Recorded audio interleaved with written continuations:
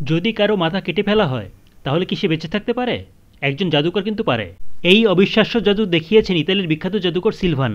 এই সুন্দরীর পরিণতি হবে অত্যন্ত করুণ, কারণ কিছুক্ষণের মধ্যে তার মাথা শরীর থেকে আলাদা করে ফেলা হবে। আসলে এই জাদুর অনেক ফাঁকফোকর আছে। আমি আপনাকে বলবো মনোযোগ দিয়ে দেখার জন্য। দেখি তো আপনি আগে এই রহস্যটা বুঝতে পারেন কিনা।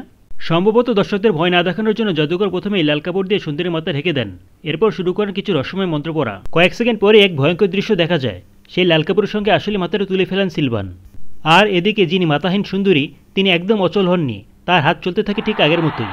সবার হাততালির মাঝে সিলভান সেই মাথাটি একটি কাঠের বাক্সের উপর রেখে দেন। এরপর আবার কিছু মন্ত্র পড়েন, আর তখনই দেখা যায় সেই মাথাটি আবার জ্যান্ত অবস্থায় আমাদের সামনে হাজির। একটি গুরুত্বপূর্ণ কথা, এটি কোনো নকল মাথা নয়। এটি অবশ্যই একটি আসল মাথা বা আসল মানুষের মস্তিষ্ক। বাক্সটি যখন এদিক সেদিক ঝাঁকানো হয় তখন আমরা স্পষ্ট দেখতে পাই বাক্সটির ভেতরে কেউ নেই, একেবারে ফাঁকা। এবার আসুন দ্বিতীয় ধাপে, সেই সুন্দরীর আগের অবস্থায় ফিরে আসা। সিলভান ধীরে ধীরে আবারও সেই সুন্দরীর মাথা কাপড়ে মুড়ে ফেলেন। ভয়ঙ্কর মন্ত্র পড়া শেষে সেই মাথা আবার সুন্দরীর গলায় বসিয়ে দেন। সব ঠিকঠাক চললে সেই সুন্দরী আবার পুরোপুরি সুস্থ হয়ে উঠবেন। আপনি কি বুঝতে পেরেছেন মাথা কিভাবে সরানো হলো? ভালো করে খেয়াল করুন, সুন্দরীর শরীরের সঙ্গে তার জামা মেলেনি, কারণ তার বুকের সামনে থাকা জামাটুকু আলাদা একটা শক্ত প্লাস্টিকের অংশ। যখন তার মাথা ঢেকে দেওয়া হয় তখন সে আসলে নিজের মাথাটা পেছনে হেলিয়ে দেয়। এই কৌশলটা অনেকটা রাস্তার বিখ্যাত মাথা পড়ে যাওয়া জাদুর মতো।